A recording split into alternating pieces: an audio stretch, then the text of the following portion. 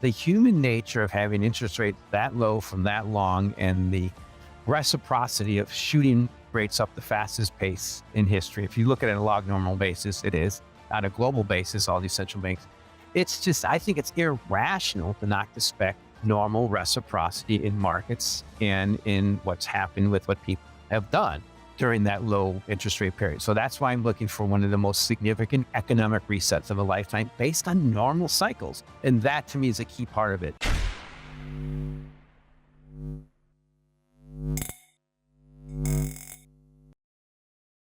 Hey guys, welcome back to Library of Wealth. Today we have Bloomberg's senior macro strategist Mike McGlone discussing the current state of the economy and his prediction for the next few months. McGlone points out the run on the bank that's happening right now, with deposits leaving U.S. banks at an unprecedented rate. He predicts that a credit contraction is inevitable, and raising interest rates is the best solution to the problem. However, he mentions that the Fed's stress test did not measure the duration risk of raising rates at the fastest pace in history. Let's listen to this interview with Mike McGlone as he gives his market prediction for the second quarter of 2023 and how the Fed's next move will impact cryptocurrency and global financial markets. Before we dive in, don't forget to hit the like button and subscribe.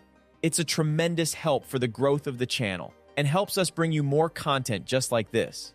My base case is we will go down that 20% in the equities, regardless of the oxymoron of default in the U.S. government. That should never be something to be said. Maybe it'll be a delayed payment, but it'll all be worked out. And everybody will get their U.S. dollars. They may print more.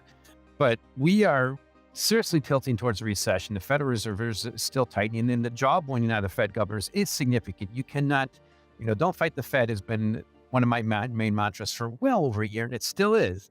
That the key dichotomy you see is Fed fund futures price from right now to the end of the year, about 70 basis points of cuts. And virtually every economist, our chief economist, Anna Wong, our chief strategist, Ira Jersey, and most of the Fed governors said, we're not going to be cutting rates.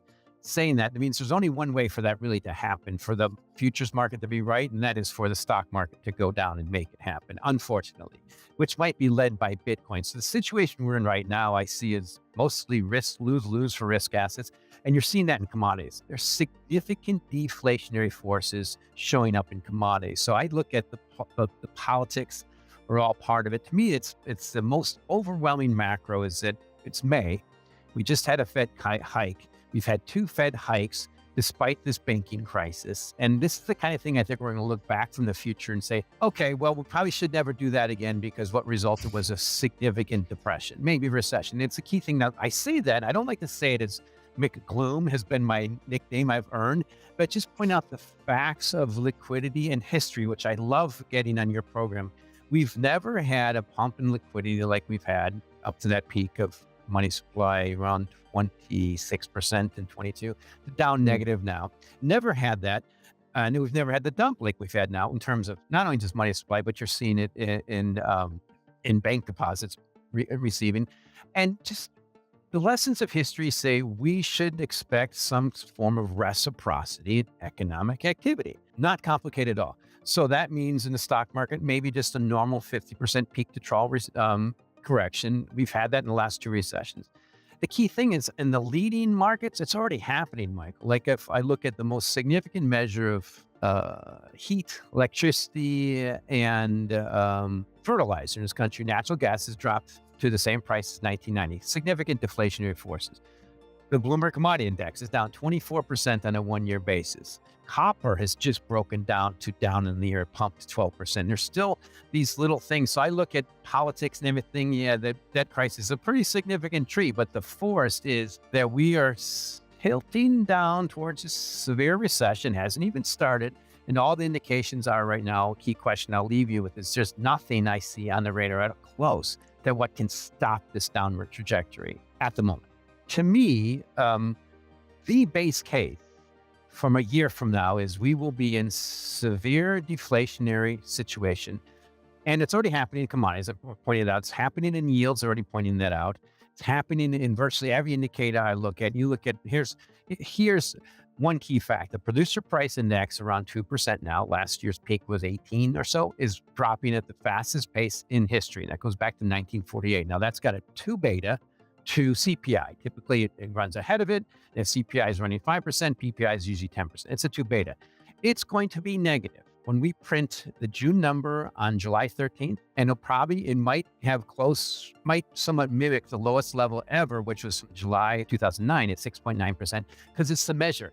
Crude oil peaked the year before, and it bottomed that during the measuring period, and it's just what happened. The Bloomberg Commodity Index in crude oil peaked in June of 2020 of last year. When we measure PPI for June of this year, it'll be from the absolute peak. It'll be a negative number. If not, it'll be heading towards severely negative. So that's significant deflation. So let's take PPI minus Fed funds. It's negative. It's negative like 2.5%. It's seriously recessionary. So here's the way I look at it, Nose. All my indicators, everything I look at are showing towards severe deflation. I can point out, like I mentioned, commodities are down 24% on an annual basis. Copper's just broken down in the year. It was up on the year. The Fed, we have a bank crisis. We had money supply contracting. Number one thing that Ben Bernanke pointed out when he wrote his essays on the Great Depression, there's one key measure that's on the cliff's edge for deflation. That's the stock market. So I think what's going to happen, risks of predictions, is the S&P 500 was right around 4 bid. I look at it as 4,000 bid. It's just going to go 4 offer and go down to 3. Now, I say that I use these signals because I remember that in the trading biz. You'd see markets trading 1, 2, 1, 2. Gold just was offered at 2 for years, and it just went 2 bid. And I think it's going to end up going 3 bid. I just see that happening with the fundamentals. The stock market, now the S&P 500 has been hovering around this 4 level. It's 4 bid. And a lot of indications are saying it should go 4 off, and once it does, I think it drops to 3. In a normal recession, that is your basically on a 1 to 10 scale, that is everything kicking in at a 10 for severe enduring deflation. And here's one key fact I'll end with is the Federal Reserve will just never ease with the ease they have in the past because of the lessons they learned from easing too much and inflation that resulted. And we haven't even started this recession. So I think that's an unlikely scenario without significant Fed easing, and that's what's changed. So I like to point out what's different from a lot of people who say, oh, okay, once the Fed's done tightening, the stock market will do well. I remember that cycle in 1994, but you have to remember from where we came. McGlone predicts a period of deflation in everything except gold and potentially Bitcoin. He says this trend will continue until there is a significant lag from the Federal Reserve's monetary easing. After the Fed hiked interest rates by 25 basis points, this is now causing concern for risk assets like stocks and commodities as well. He mentions that central banks worldwide are still hiking, despite the world moving towards a recession, as seen in recent downgrades from the World Bank. He also predicts a future cleansing of the stock market to get rid of bad actors, just like we saw last year with crypto. McGlone says that there are classic indicators of contracting economic cycles happening right now. Given the rapid pace of interest rate hikes, the fastest since the late 70s and early 80s, and given the much speedier impact on both the financial and real economy, this could accelerate inflation, and a recession may arrive sooner rather than later. With the Fed tightening monetary policies, the next few months will be crucial to what the rest of the year will hold. What do you think about Mike McGlone's recent interview and market prediction for the second quarter of 2023? Comment down below. Thanks so much for watching. Don't forget to like and subscribe.